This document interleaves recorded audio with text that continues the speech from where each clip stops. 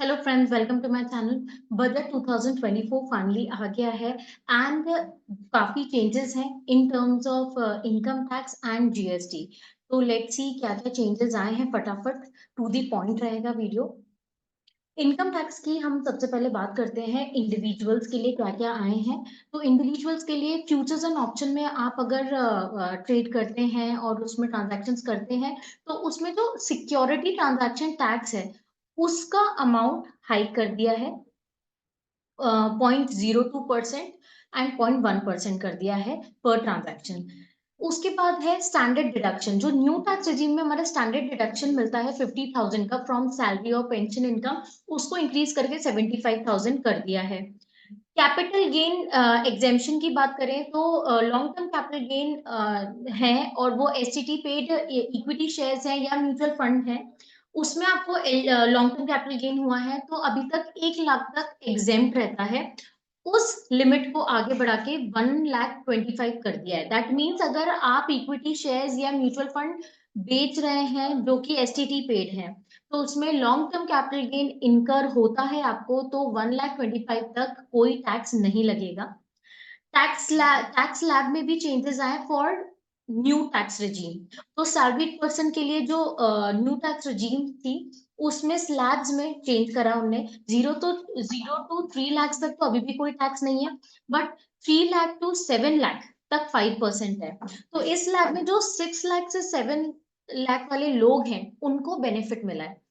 पिछले साल फाइनेंशियल 23-24 की बात करें तो 6 से 7 लाख तक के लोग हैं, उनको 10% तक टैक्स लगता था। वैसे तो 7 लाख तक कोई टैक्स लगता नहीं है, बट अगर आपकी इनकम ज्यादा है 7 लाख के ऊपर तो आपका जो स्लैब फॉल करता है 6 से 7 लाख की इनकम के लिए, उसमें 10% से टैक्स लगता था, अब वो 5% से लगेगा। तो थोड़ा और टैक्स अमाउंट कम हुआ है। वैसे ही हम बात करें 9 to 10 लाख वाले स्लैब की, तो उसमें भी अब 15% लगेगा जो कि 20% लगता था। तो अब जो फाइनल स्लैब हो चुके हैं वो है 0 to 3 लाख, कोई टैक्स नहीं है। 3 से 7 लाख तक 5% टैक्स रेट है।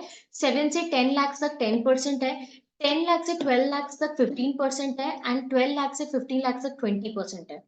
15 lakh and above as usual 30% से ज्यादा टैक्स रेट है। तो टैक्स रेट में भी काफी चेंजेस है, बट ये सारी चेंजेस न्यू रिजीम है। कैपिटल गेन की बात करें तो जो शॉर्ट टर्म कैपिटल गेन है पहले उसमें 15% लगता था। कौन से सिक्योरिटीज पे? जो कि एसटीटी पेड है।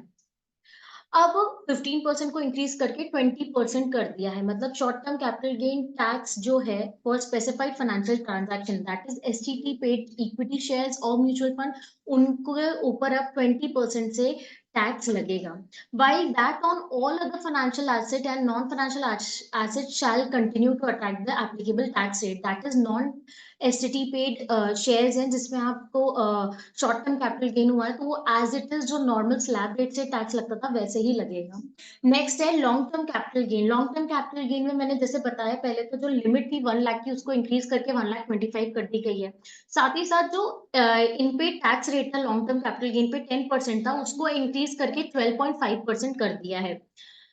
तो टैक्स रेट भी इंक्रीज हुए हैं, एग्जेम्पशन लिमिट भी इंक्रीज हुई है for long term capital gain tax. अब होल्डिंग पीरियड से रिलेटेड भी उन्होंने कुछ बताया है कि जो भी लिस्टेड फाइनेंशियल एसेट्स हैं, अगर आप 1 साल से ज्यादा रखते हैं तो लॉन्ग टर्म माने जाएंगे और 1 साल के अंदर आप बेच देते हो वो शॉर्ट टर्म माने जाएंगे। बट ये किनके लिए? सिर्फ listed financial asset. Unlisted financial asset and all non financial asset, उनके लिए 2 साल का होल्डिंग पीरियड है। 2 साल तक अगर आप उनको होल्ड करके रखते हैं उसके बाद बेचते हैं तो लॉन्ग टर्म रहेगा, और 2 साल के अंदर अंदर आप रखते हैं तो वो शॉर्ट टर्म होगा। तो ये थे कैपिटल गेन से रिलेटेड चेंजेस। टीडीएस टीसीएस में भी स्मूथनिंग की बात करी गई है कि जो हम रेक्टिफिकेशन करते हैं टीडीएस रिटर्न के, वो काफी प्रॉब्लम आती है उसमें उसमें वो कुछ स्ट्रीमलाइन करेंगे। साथ ही साथ कुछ नए ट्रांजैक्शन पे टीडीएस अट्रैक्ट करे गए हैं। TDS on payment to partners. अब फर्म अगर अपने पार्टनर को पे करेगी रेम्यूनरेशन एंड वो 20,000 इन अ फाइनेंशियल ईयर से एक्सीड हो जाता है अमाउंट, तो 10% टीडीएस डिडक्ट करना है फर्म को। TCS on notified luxury good. Luxury goods जिनकी वैल्यू 10 लाख एंड अबव है उसमें टीसीएस अट्रैक्ट होगा 1% से। वैसे ही टीडीएस एप्लीकेबल किया है floating rate saving taxable bonds में 2020। इस इन बॉन्ड्स के ऊपर आपको अगर इंटरेस्ट मिलता है और वो इंटरेस्ट का अमाउंट 10,000 से ऊपर है तो इसमें भी टीडीएस अट्रैक्ट होगा। लास्ट है ई कॉमर्स ऑपरेटर के ऊपर जो टीडीएस लगता है, TDS rate on e commerce operator to cut 2.1% from 1%। तो 1% को रिड्यूस करके 0.1% कर दिया है। फॉरेन कंपनीज की बात करें तो टैक्स रेट भी कम करा गया है। फॉरेन कंपनी से 40% से टैक्स लगता है, अब उसको 35% तक कर दिया है। तो ये थे की हाइलाइट्स बजट के इनकम टैक्स से रिलेटेड।